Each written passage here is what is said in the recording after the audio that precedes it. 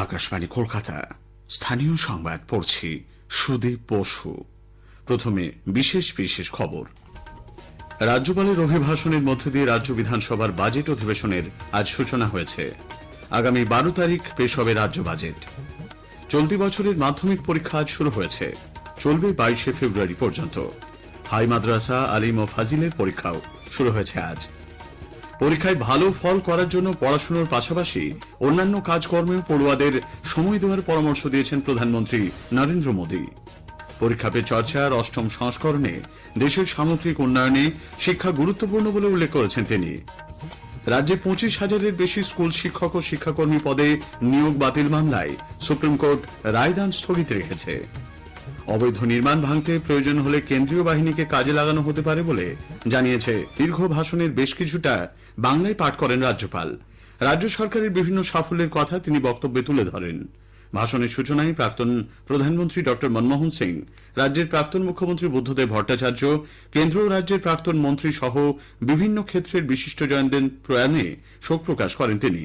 রাজ্যপাল জানান, মুখ্যমন্ত্রীর দূরদর্শী নেতৃত্বে বিগত 13 বছরে রাজ্য অর্থনৈতিক বিকাশ ও অন্যান্য আর্থিক মাপকাঠির নিরিখে উল্লেখযোগ্য অগ্রগতি হয়েছে।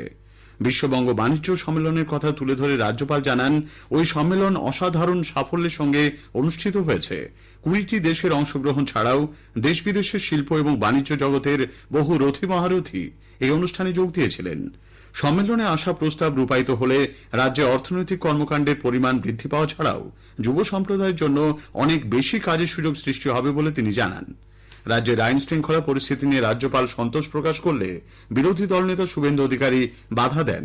পাল্টা তৃণমূল কংগ্রেস বিধায়করা হইচই শুরু করলে রাজ্যপাল তা উপেক্ষা করে ভাষণ চালিয়ে যান। আগামী 13 ও 17 তারিখ বিধানসভায় রাজ্যপালের ভাষণের ওপর ধন্যবাদ সূচক আলোচনা হবে। উল্লেখ্য, আগামী 12 তারিখ রাজ্য বিধানসভায় বাজেট পেশ হবে। এদিন দুপুরে বিধানসভায় পৌঁছে রাজ্যপাল আম্বেদকর মূর্তিতে পুষ্পার্ঘ্য নিবেদন করেন।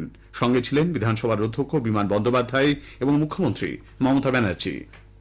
বিধানসভায় রাজ্যপালের অভিভাষণের বিরোধিতা করেছে বিজেপি। আজ বিধানসভার বাইরে সাংবাদিকদের কাছে বিরোধী দলনেতা শুভেন্দু অধিকারী বলেন, রাজ্যপালের ভাষণে রাজ্যের আইন শৃঙ্খলা পরিস্থিতি, বিশেষত উৎসবের সময় শান্তিপূর্ণ পরিবেশ নিয়ে যে প্রশংসা করা হয়েছে তা সঠিক নয়। আইন শৃঙ্খলা ঠিক থাকলে কিভাবে রাজ্যে এত খুন ধর্ষণের ঘটনা সামনে আসছে তা নিয়ে প্রশ্ন তোলেন তিনি। পাশাপাশি উৎসব চলাকালীন একাধিক হিংসাত্মক ঘটনার কথাও এদিন তুলে ধরেন শুভেন্দুবাবু। রাজ্য সরকার কেন্দ্রীয় সহায়তা ছাড়াই বিভিন্ন জনকল্যাণমূলক প্রকল্প চালিয়ে নিয়ে যাচ্ছে বলে রাজ্যপালের ভাষণে উল্লেখ রয়েছে। এর বিরোধিতা করে শুভেন্দুবাবু বলেন, একাধিক কেন্দ্রীয় প্রকল্প রাজ্যে চালু হচ্ছে না, নাম বদলে দেওয়া হচ্ছে বিভিন্ন প্রকল্পের। প্রধানমন্ত্রী আবাস যোজনা আপনি কেন লিখছেন বাংলা আবাস যোজনা? প্রধানমন্ত্রী গ্রাম সড়ক যোজনা কেন লিখছেন বাংলা গ্রাম সড়ক যোজনা? প্রধানমন্ত্রী অন্ন সুরক্ষা যোজনা কেন বস্তার উপরে হাঁড়ি চিহ্ন লাগিয়ে খাদ্যসাথী লিখছেন?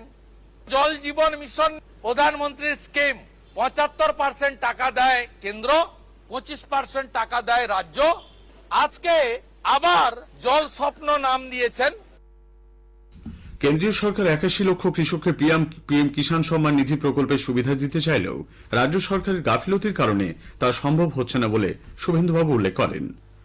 রাজ্যের বিভিন্ন কর্মসূচি ও সাফল্যে রাজ্যপালের সম্মতি থাকার কারণেই তিনি তা পাঠ করেছেন বলে তৃণমূল কংগ্রেসের রাজ্য সম্পাদক কুণাল ঘোষ মন্তব্য করেছেন। 2026-এর বিধানসভা নির্বাচনে তৃণমূল কংগ্রেস রাজ্যে 2/3 সংখ্যাগরিষ্ঠতা নিয়ে ক্ষমতায় আসবে বলে তৃণমূল কংগ্রেস নেত্রী মুখ্যমন্ত্রী মমতা ব্যানার্জি দৃঢ় প্রত্যয় ব্যক্ত করেছেন।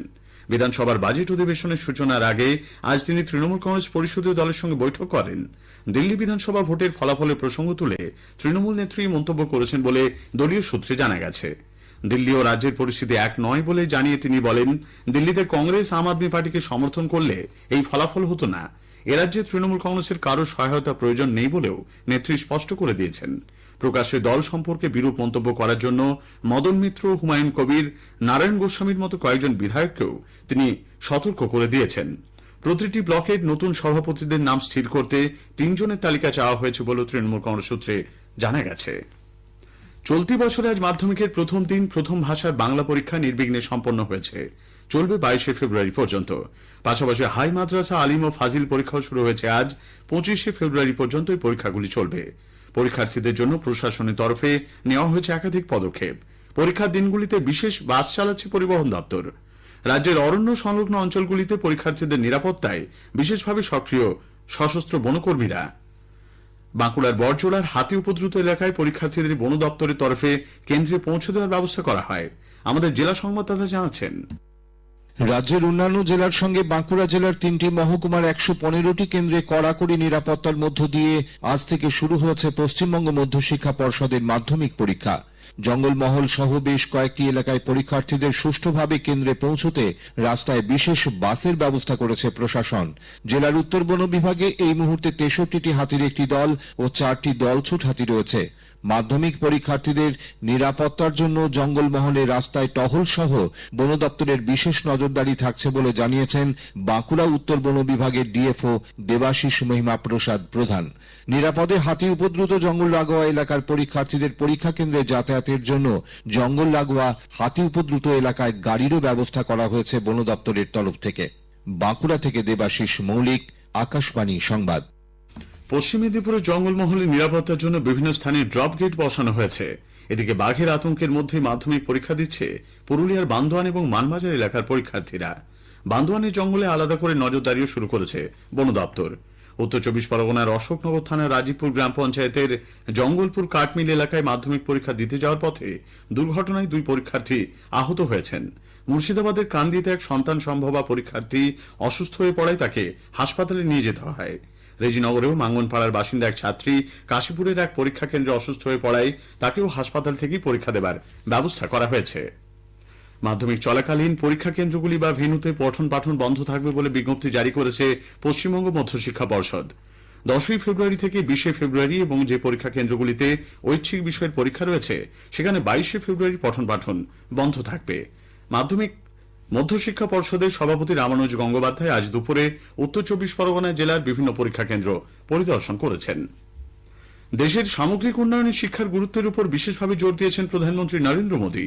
নতুন দিল্লিতে আজ ৮ম পরীক্ষা পে চর্চার অনুষ্ঠানে শিক্ষার্থীদের সঙ্গে আলাপচারিতায় পরীক্ষার সময় মানসিক চাপ ও উদ্বেগ কাটিয়ে ওঠার উপর বিশেষ পরামর্শ দিয়েছেন প্রধানমন্ত্রী। अगर आप भी प्रेशर को मन में न लेते हुए अपना ध्यान, आज मैंने इतना पढ़ना तय किया, ये अगर कर लेते हैं तो आप आराम से उस प्रेशर में से भी अपने आप को दिखा सकते। हर समय पर अपने आप को कसना चाहिए। Yes, sir. हर बार अपने आप को चुनौती देते रहना चाहिए। Yes, sir. अगर पिछली बार 30 मार्क्स आए थे, इस बार 35 लाना है। चुनौतियां तो अपने आप को करनी चाहिए। প্রধানমন্ত্রী ছাত্রছাত্রীদের জন্য যে পরামর্শ দিয়েছেন তা তাদের অনুপ্রাণিত করেছে বলে জানিয়েছেন বর্ধমান কেন্দ্রীয় বিদ্যালয়ের এক শিক্ষার্থী। বৈশালী রায়, ক্লাস 9। উনি পরীক্ষা নিয়ে টেনশন করতে বারণ করলেন, আর হচ্ছে এনভায়রনমেন্ট মানে আমাদের প্রকৃতি নিয়ে কথা বললেন। আমার প্রধানমন্ত্রীর এই দুটো বিষয় খুবই ভালো লাগলো। প্রধানমন্ত্রী বললেন যে টেনশন ফ্রি হয়ে পরীক্ষা দেওয়া উচিত বা পরীক্ষা নিয়ে টেনশন করা উচিত নয়। আমার শুনে এই জন্য ভালো লাগলো কারণ আমারও পরীক্ষা টেনশন করলে আমার খুব শরীরটা খারাপ হয়ে যায়। স্থানীয় সংবাদ শুনছেন আকাশবাণী কলকাতা কেন্দ্র থেকে। রাজ্য স্কুল সার্ভিস কমিশনের মাধ্যমে ২৫,০০০-এর বেশি স্কুল শিক্ষক ও শিক্ষাকর্মী পদে নিয়োগ বাতিল মামলায় সুপ্রিম কোর্ট আজ রায়দান স্থগিত রেখেছে। প্রধান বিচারপতি সঞ্জীব খান্না এবং বিচারপতি সঞ্জয় কুমারের বেঞ্চে আজ মামলাটি চূড়ান্ত শুনানি হয়েছে।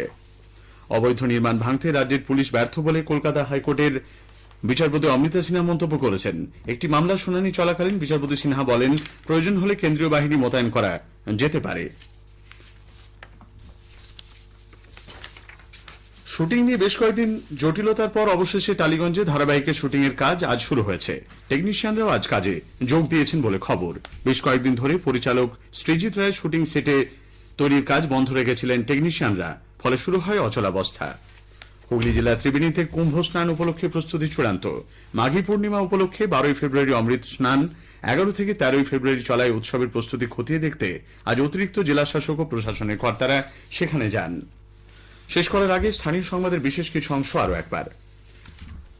রাজ্যপালের অভিভাষণের মধ্য দিয়ে রাজ্য বিধানসভার বাজেট অধিবেশনের আজ সূচনা হয়েছে।